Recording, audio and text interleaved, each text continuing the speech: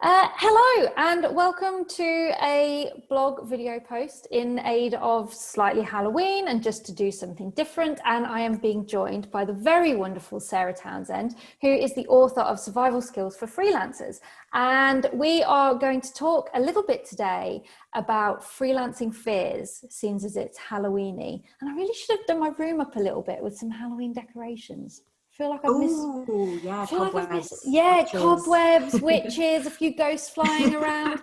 Yeah, I feel like I should be wearing black. Should be wearing Halloween makeup. representing in the black and the dark makeup, but that's just every day anyway. But yes, so thank you very much for joining me, Sarah, and we'll just run through a few freelancing fears. But if you'd like to just kick off by telling us a little bit about how you got started as a freelancer, that would be great.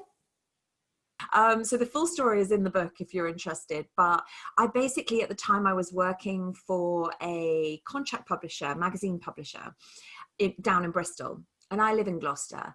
And I became pregnant, and I talked to my managing editor and my managing director about the idea of coming back to work part-time, because I knew that I didn't have it in me to be a full-time mum, but I also didn't want to go back to work full-time. I wanted to kind of do something that would work around having a baby and starting a family, and as most people do. So I was an account manager as well as an editor, and he was like, well, no, you know, how are your clients supposed to understand that you only work 2 or 3 days a week? It's just not okay. It's just not the way we do things. And it wasn't him. It was 1999. So it was way before flexible remote working became a thing. Mm-hmm. And I don't think they had any kind of legal obligations to let you come back to work part-time. So I kind of felt a bit deflated and thought, well, what am I going to do? I hadn't really thought past it. It was also, I think back then, statutory maternity pay was something like 6 months, whereas I think it's gone up to like a year or something now. Oh yeah, it's a lot longer. Yeah, which is really how it should be, but we didn't have that luxury.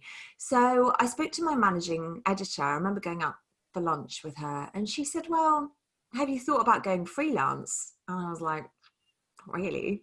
Didn't even really know what it was. Some of our journalists were freelance. We used to commission journalists for articles. And but I didn't actually know anybody who worked for themselves or who worked freelance. So I didn't really know what was involved. So I thought, well, I have a chat with my then husband, and he had a full-time job. So we were kind of like, well, we've got savings. That's another long story. I've always been a saver. And he said, well, you know, they've promised to kind of give you some work to tide you over, at least at the beginning. Why not go for it? So I went for it, and basically sort of set up my new business while I was on mat leave. Yeah. And created my own logo using Comic Sans, would you believe? Oh, Sarah, no. See, that's horrifying in itself. I mean, okay. It is horrifying. I feel like that's horrifying Halloween fact. Number one right there. Yeah, right there is that Sarah did used to use Comic Sans in her branding. We'll not hold it against you, and we'll move on from that. Yeah. But you had to start somewhere. I think you know, yeah, but I also think that even back then, I'm not trained as a graphic designer or anything, but I think even back then I kind of recognized that most fonts seem to be quite formal and quite corporate and businessy. And I wanted to be something that even back then, I kind of guess I sensed the power of being yourself in business and having your brand as you. So I wanted to come across approachable. And I guess that was part of it. I kind of thought, well, this looks like a kind of friendly, chatty sort of font. So yeah, I guess it works on one level, but yeah, don't hold it against me. Of course. It was really interesting that you said, you know, you came into freelancing and there weren't too many people that you knew who were doing it. Or freelancing back then when you started isn't the community and the big deal that it is now. And so I suppose, you know, were there extra feelings of of fear, or where did you turn to, or what kind of worries did you have at that time about going it alone? I mean, it feels like it's the kind of thing It's you a could funny just, one. yeah. It's a funny one because I remember when I left Specialist, the magazine, the publisher, we had we all had Apple Macs on our desk, even the editors. So the designers would do their design bit, and then the magazine would come over to the editors, and we'd edit in situ on Quark Express. I love Quark Express. I miss it. I miss it. It was great. But at the time, we had one computer in the whole office that had the World Wide Web on it. We were all like, what the hell is this arcane dark art? Like, what is this all about? And we didn't trust it. It was like Netscape Navigator, I think, was the thing that you used to access the web back then. So when I was working from home, I didn't have a computer with the internet on it. I must have had a computer. I did have an old, I think it was a Mac Performer. And I did all my kind of connecting with people through letters. Literally, I had letter-headed paper. Wow. I don't think I even had email. So there was no social media. It was just, there was barely any internet. So as for community, it's just like, oh my days, people who go self-employed now are so spoilt for choice in terms of the amount of resources and community that's out there through social media and the like. I didn't have any of that. But I think on the bright side, not having that made me completely unaware of all of the pressures of working for yourself and the things that could go wrong. The fact that you had to do everything yourself, and where in the hell is the next job coming from, and imposter syndrome, all that kind of thing. And I think so it was challenging. I think I was blasé. Yeah, because how would you know? And it's that whole thing. And you strike me as someone who would very much just jump in the deep end of, yes, okay, you'd be aware that there are things you maybe won't understand at the start, or you might have some concerns and fears, but you don't always let them get in your way of just going for it and doing it. Like, you strike me as that kind of person. How can you tell? You're so right. Yeah.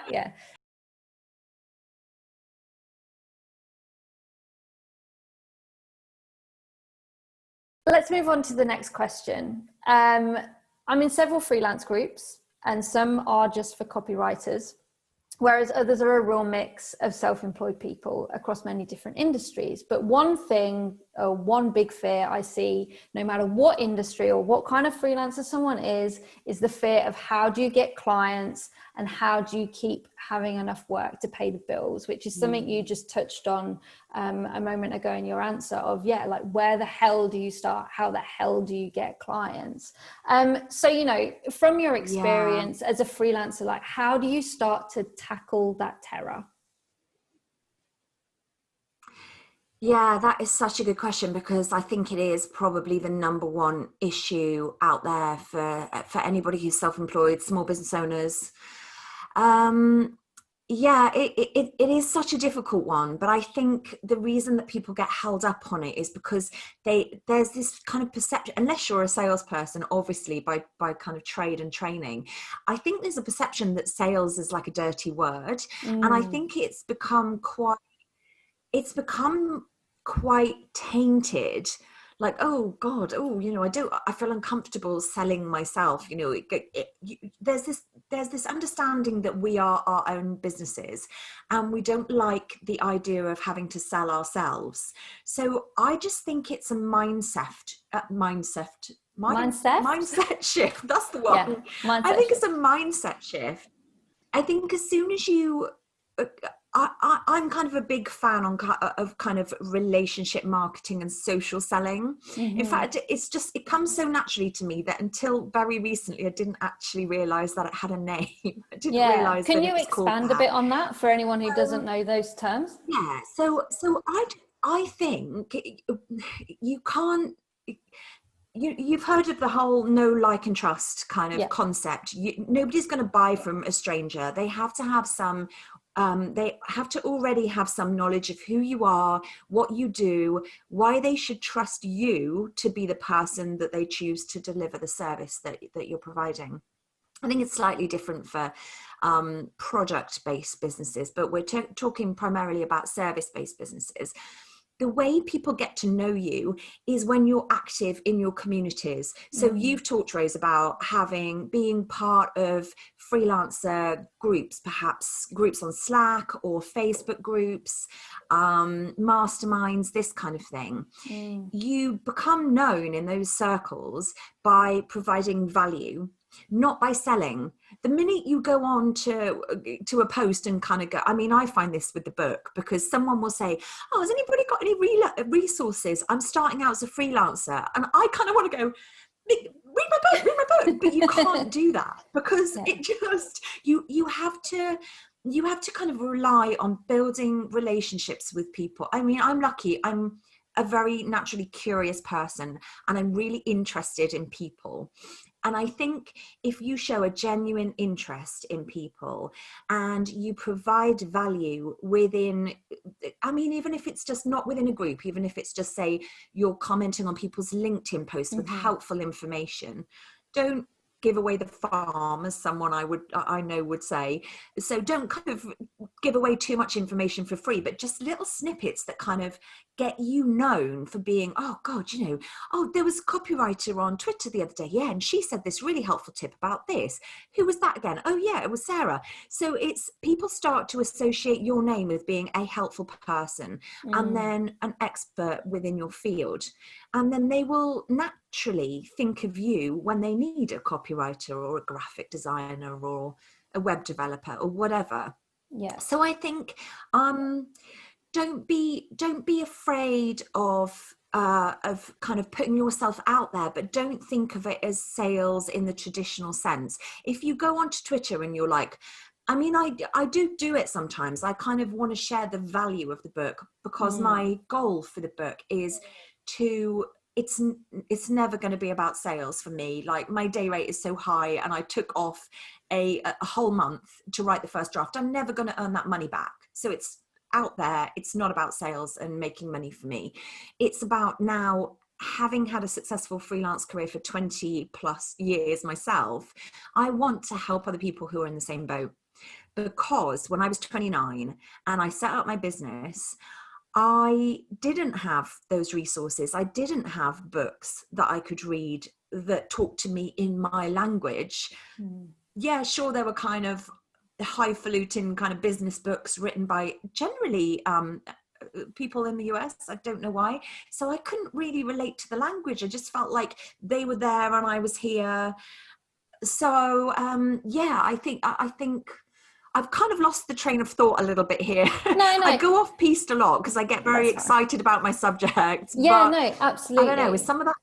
Yeah, absolutely. And like you were saying, I think that how we need to market ourselves today is to be that helpful person, and how we get known to our first few clients and how we establish ourselves in this freelance world is by just being human, being friendly, interacting, like not having to go overboard on the sales, like you said.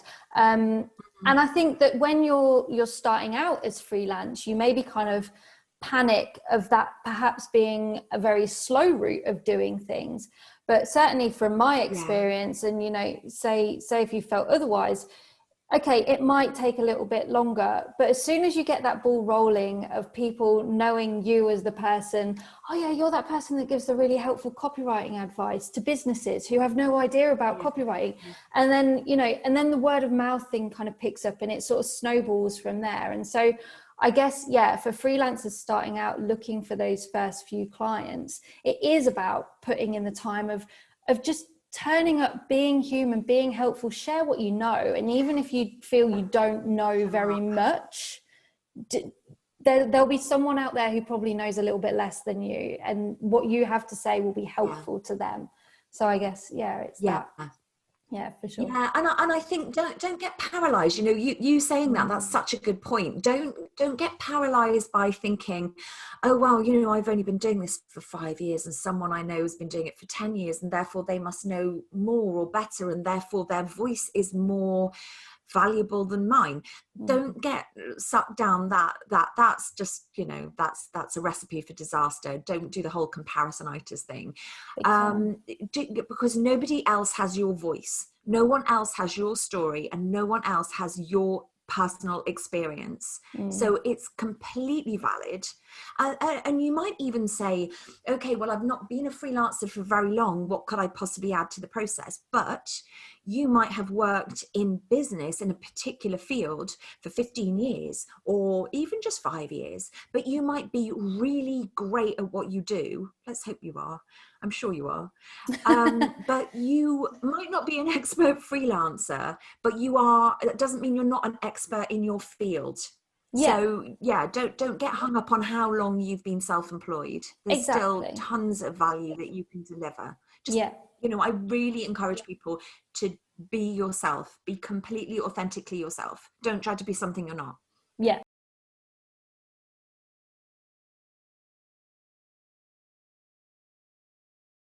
So I'm going to kind of move from how we talk generally of getting, you know, your first few clients and enough work to pay the bills, which we've just chatted about, to kind of the situation right now where there's this sort of bigger fear as a freelancer of we're coming into a recession. We've got coronavirus to deal with. Everything is feeling a little bit up and down and a little bit scary. So are there any tips or advice that you give to freelancers who are trying to work through a recession? Jeez, that's a big question. It is. Yeah. I mean, you must have worked through the global financial crisis, for example. Multiple recessions, multiple, Rose. yeah, you know. I'm a freelance OG. I think, I mean, one thing Survival Skills for Freelancers has kind of a mental health and wellbeing slant, because I have had my own issues with mental health and anxiety throughout the years, like freelance or no freelance. So it kind of recognizes the fact that there is a lot of pressure just on running your own business without a global pandemic thrown into the mix and without the impending recession. Or are we already in it? I'm not sure. We're in it. I think we're all in it. Yeah. I try not to watch the news because I know that triggers my anxiety. And I think whether you watch the news or you don't, there's a lot to be said for focusing on controlling the controllables, because if you try to look too far outside your little world, obviously it's really vital to kind of be aware of what's going on in the world, but do it to a level that doesn't trigger your anxiety and doesn't make you feel stressed out and overwhelmed. Because once you feel stressed and overwhelmed and you're trying to run a business, you're just on the fast train to burnout, seriously. So what I would say is try to control the controllables. Try not to worry about things that you don't have any influence on, and they're happening whether you like it or not. Focus in on your own little world and just do your own bit as well as you possibly can. Try to kind of minimize your impact on the world as well while you're doing it. That's a very side issue.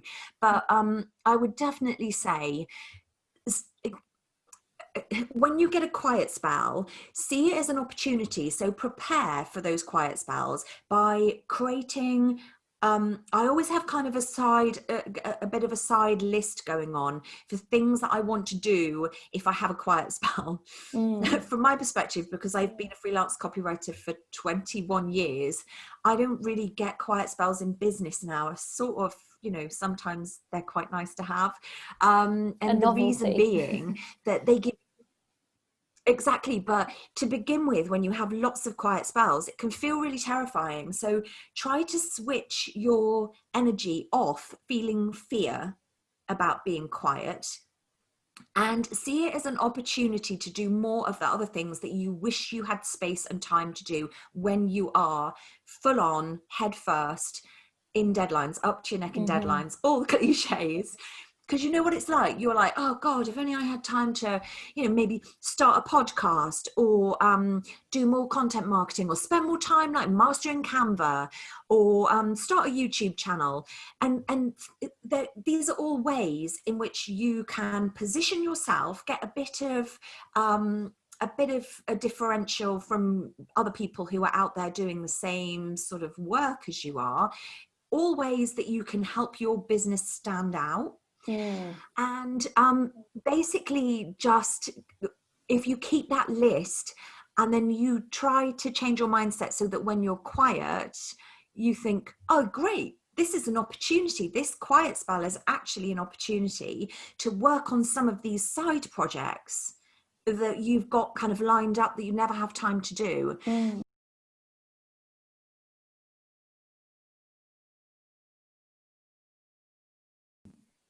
I have also found that in the past, when I've become fear driven about, oh my God, I've got no work, where's the next job coming from? I don't know what happens, but it's the whole universal energy thing. Once you get your brain into a place of fear, like I've got no work, that perpetuates the having no work. And I don't know how it happens. It sounds like woo woo, but it's always been my experience. And as soon as I've gone, right, this is an opportunity, I'm gonna go swimming every day, I'm gonna work on my blog, I'm gonna set up a God knows what, newsletter or whatever, I'm going to work on building my email list. Once you get really enthused and excited and you follow the energy with things that are pulling you, it's like something shifts and the work starts to come in. Yes. Sounds mad. I know exactly what you mean. And it's happened to me several times now, of where I've been at the start of the month, or it's kind of coming to the end of 1 month, and it's like, shit, I haven't got quite enough work for next month that I can see. And I'm kind of stewing, and I start working on something else that is, like you said, on that kind of that back burner list, on that kind of go-to list. And I start doing that, and then, 1 lead will come in and 2 leads will come in. And that's what's happened this month, is I've now been landed with a lot of work, probably more than I should have taken on, which is burning out in another way. But it's happened several times now where I start getting into something else, and then the clients rock up, and it's like, yeah, sweet, well, this sorts everything out in that side of things. And I think it is that energy. And also, I suppose, if you're producing other things that have been on your to-do list for a while, it lets, and you're then putting that out into the world, and you have time to put that out into the world, it lets people see more of what it is you can create and get back to that, which you've maybe not had time. And that will, again, kind of attract and snowball and bring hopefully the right people to you. So it can only be a positive thing. So being more visible, I think, is always a good thing. I mean, we're really lucky, aren't we, as copywriters? Every piece of written content we put out there is really an advert for our services. So if you post an article on LinkedIn, you're advertising your writing skills, but you're doing it indirectly. You're doing that whole show, don't tell. You're not going, oh, hey, I'm a great writer, let me write your website for you. But you're instead showing people how you write, and they're kind of going, oh, I like her tone of voice. It sounds really human. It sounds like, something that my clients would really relate to. Maybe I'll hire her for a job. So be more visible and kind of trust. I would say trust the universe, but again, it sounds woo-woo. If you're not into trusting the universe, trust the process. I honestly think trust the process, because it does turn around. It always turns around. You're never quiet for long. If you are quiet for long, I would really take a really serious look at perhaps everything you're doing. Perhaps go really back to basics and think, am I positioning myself right? Perhaps I've got this wrong. Perhaps, you know, perhaps I need to look at a different way of doing this. But I think usually the quiet spells are fairly short. Even 20 years ago, that was the case. Yeah, yeah, absolutely. Yeah, it's that whole thing of just, you know, when you're quiet, just do something. If you don't do anything, nothing will happen. So do something, Exactly. and kind So of much go from there. And yeah, I love that. Cool.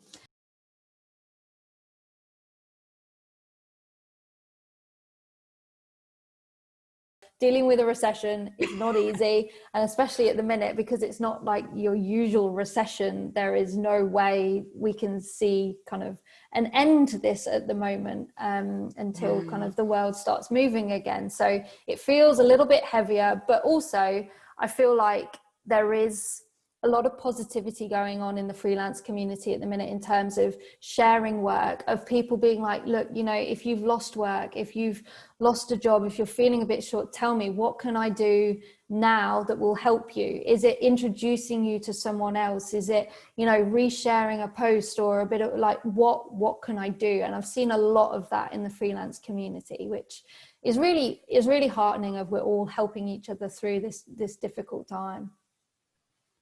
Absolutely.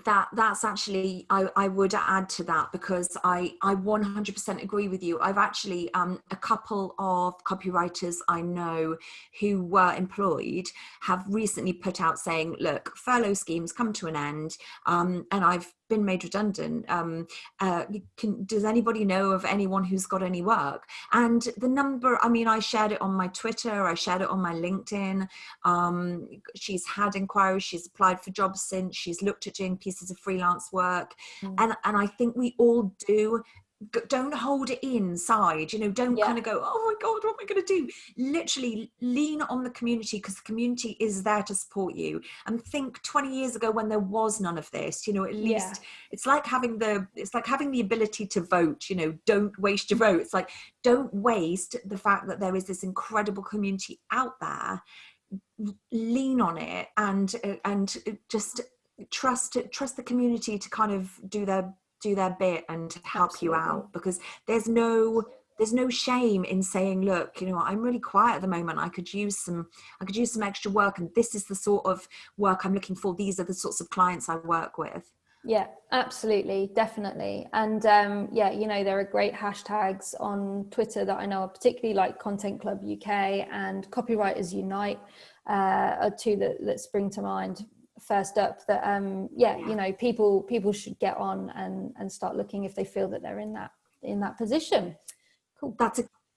That's a good point, actually. I'll mention, I'm actually pulling together a central list as a resource for freelancers of all those Twitter hours, because I don't know where they all come from. They don't seem to live in one place. And I think because they do them for geographical locations as well as for different types of industry, they're actually really helpful. I discovered that there's actually a hashtag gloss hour, and I've lived in Gloucester for 30 years, and I didn't know there was a hashtag gloss hour. It's tonight, I'm going to go. Brilliant. So yeah, I mean, I think it would be a useful resource to have all of the hours kind of centrally located. That would be brilliant. Well, yeah, if you know of please any do. more, If you know, yes, exactly. If you know of any more, let Sarah know, and she can add it to her list, and I will reshare that as and when you get that published and get that out. That'd be great.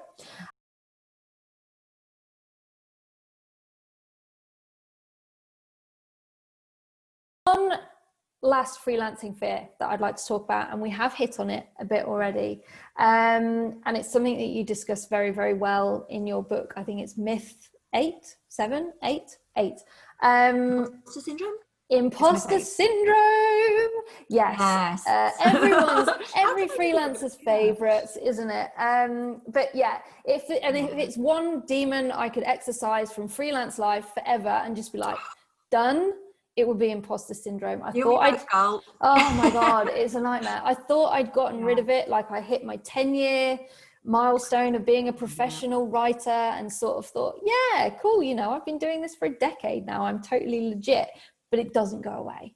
It does not go away. No. So, you know, what would be your top tips and your advice of what can people do when they start feeling that niggly little voice creeping up and creeping in? What should a apart from, you know, trying Yeah. to. Yeah, so there is, as you say, there is a whole chapter in Survival Skills for Freelancers about imposter syndrome, because I just think, I mean, that I came across like 2 people in all the freelancers I spoke to who was like, I don't really think it exists. But then one of them went on to say, I prefer to call it winging it. And I'm kind of like, yeah, but that's it. You're just giving it a different name. So some people would just consider imposter syndrome just to be self-doubt. Sometimes it kind of manifests as perfectionism. And you know that feeling of being frozen in a state of perfectionist angst. I know it. I'm a perfectionist control freak, and I know that so well. Yeah. I still suffer from it. I still have to dip back into my own goddamn book and go, what are the strategies again? So I don't think I've got time to cover all of them, but I think in a nutshell, it's like accept mistakes, because if you're not putting yourself out there and making mistakes, that just means, it doesn't mean you're succeeding. It just means you're not trying. Okay. So accept mistakes, be prepared to fail, because you will fail. And the only way you become a success is by failing over and over again. So put yourself out there, and don't beat yourself up and be unkind to yourself if you do feel like you've done something really wrong, or you think, oh, you know, oh, I really messed up. Tune into that little voice inside your head and that horrible, oh God, you're such an idiot, you know, like, oh God, what do you have to do that for? Like, that's sometimes what my own voice sounds like, even after 20 years of self-employment. And then I think, if you wouldn't say it to a friend, which, let's be honest, you're not a friend if you say that to somebody, I shouldn't be saying it to myself, and neither should you. So tune into your negative self-talk and try and keep that in mind. If you wouldn't say it to a friend, just please don't say it to yourself, because your brain kind of tunes into your internal dialogue, and then it becomes your reality. So the flip side of that is recognizing your successes. Again, this is something I've always been really bad at. And even now I'm kind of like, oh, okay, so I've launched a book. Next thing is I want it to be a bestseller. Okay, so it's a bestseller. So what can I do next? Oh, 100 5-star reviews in a month. Okay, job done. What next? So instead of taking time to actually take stock, take a breath, I'm not very good at that, you might have noticed, and actually go, do you know what?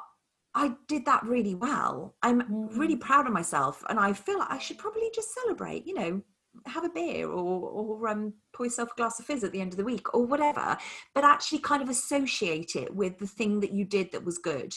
So I do this thing, it's a bit cheesy, but I do this thing with my partner. He doesn't live with me, but when he stays, at the end of the day, we do 3 good things and three small wins. Nice. So I tried to get hashtag 3 small wins trending on Twitter at the start of lockdown, because I was trying to do this positivity drive thing. It didn't work, but a few people joined in. So even if you feel like you haven't really achieved much during the day, think of all the little things. You might have made a brilliant connection on LinkedIn, and that might really lead somewhere amazing. It might take your business to the next level. Perhaps you finished a piece of work and got a great piece of feedback from a client, or you got a testimonial from a client. Yeah. Or you just managed to fit everything into your day that you wanted to achieve. So take time and take stock of those things. Yeah, I love that. And like, just to jump in a little bit, like I shared a post relatively recently, and this was something that came to me when I was just having a day where I was just knackered and wondering, what the hell am I doing, and should I be doing this? Do I have the right to be like all those little imposter syndrome things that creep in? But the thing that came to me was realizing that you don't have to win at everything every day. You know, you don't even have to have a win. Like, there are some days where there might not be a win, but that doesn't make you any less good at what it is that you do, just because you've had one day or a few hours where it's been completely off. Like, I feel like that's quite an important thing to acknowledge as well. in order to try and beat that voice. So almost, yeah, like it's the same thing of, yeah, celebrate the wins, but then if you don't get any wins on a day, then that's cool too. It doesn't make you any less good at what you do. This is why I call them small wins. Yeah. I think the small is really, really, because my partner often goes, oh, I don't feel like I've really had any wins today. And I'm kind of like, oh my gosh, okay, so you had a great call with a client, you cooked an amazing dinner, and you know, you got to go to the gym because you had a bit of free time. So they don't have to be work related. They're kind of more to do with you know, yourself, like personal stuff, because as far as I'm concerned, anything that improves your work-life balance. So if you're managing to get out for a long walk during the day because you're a bit quieter, okay, so don't focus on the fact that you're a bit quieter. Focus on the fact that you got out, you got some exercise, you've got the endorphins flowing, and that improves your mental health and well-being. Yeah. So I think you can. I would actually disagree slightly and say you can always find 3 small wins, because it's a lot of the time just a question of mindset and looking at things differently. Yeah. I'm going to challenge you, Rose, to do it for a week. See challenge if you can always find 3 small wins. I'll try and find 3 small, I will hashtag 3 small wins for a week. Although next week will be easy because I'm on holiday. So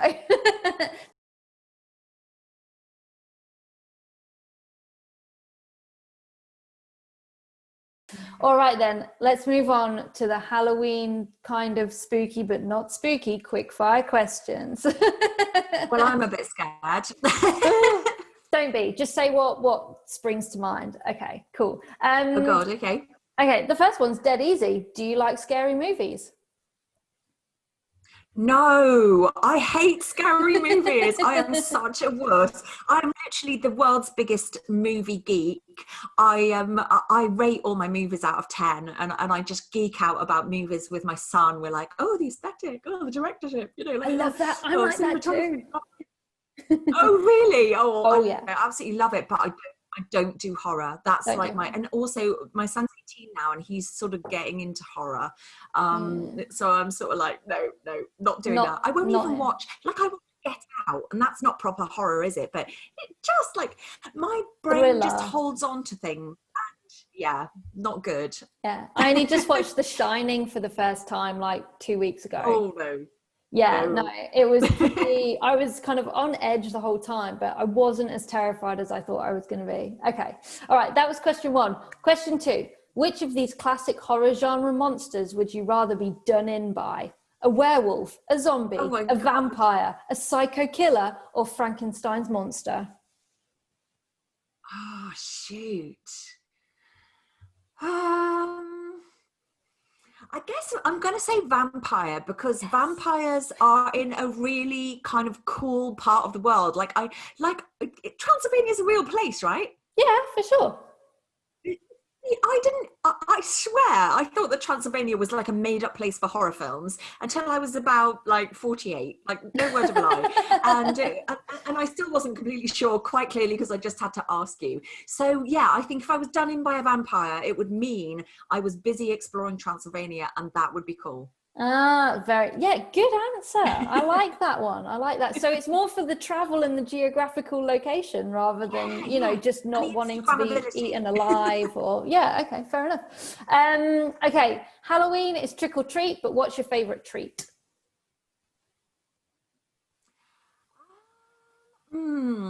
Okay, something Halloween themed. I'm going to say, I don't even know if this is a real thing, but a marzipan mouse.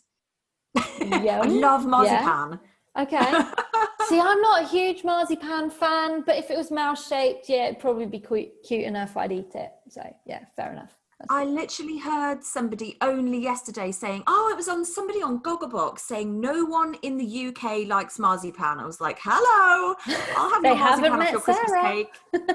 I don't like the cake, but I'll have the marzipan. Okay. We'd be a good fit because I love the cake. Give me fruit cake any day of the year. Yeah, that's all good by me. Okay. But marzipan...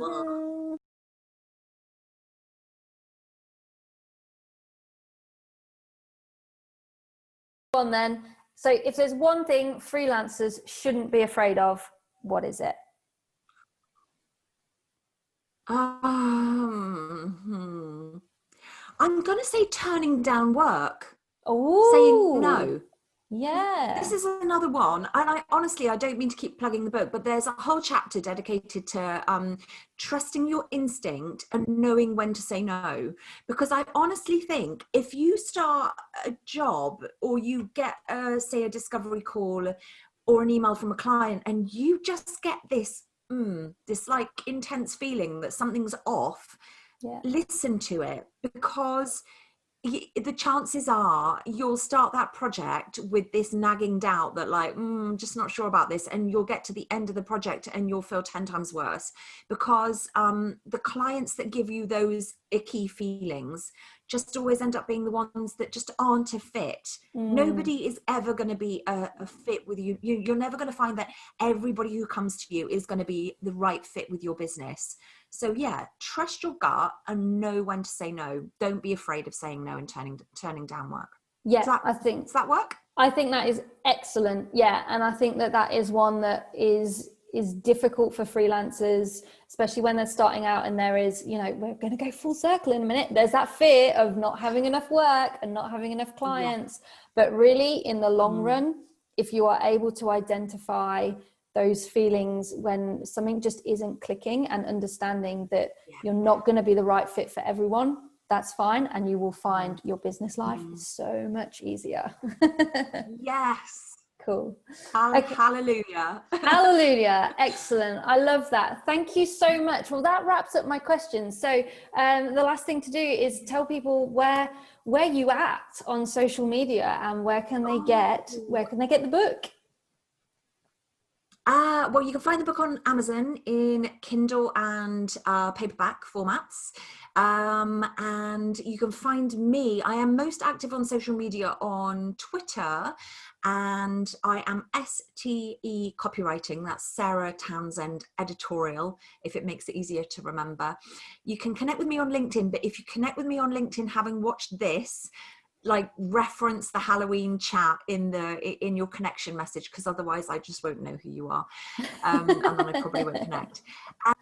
And yeah, so search for the book Survival Skills for Freelancers on Amazon, and check out some of the 150 plus 5-star reviews it's had in 3 months. Oh, so superstar, Sarah. I feel like reviews say more about the book than I ever could. Yeah, and it is real life stories and experiences. So yeah, I have read it. I've read it on Kindle and I loved it. And yeah, it's a breezy read, but with so many really, yes, hold the book up. Here, I have my Kindle, which the book is on.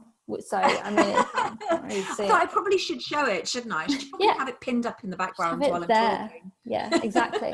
Yeah, it's a breezy read, but really important for no matter what stage you are in your freelancing career. There are lots of very nice reassuring words and lessons that are important. Yeah, whether you are a month or 2 months into your freelancing career and just starting, or whether like me, you know, you're 10 years down the line, or like Sarah, she still dips into it to remind herself of her own lessons 20 years on. Yeah. So yeah, it's helpful for all, definitely. Cool.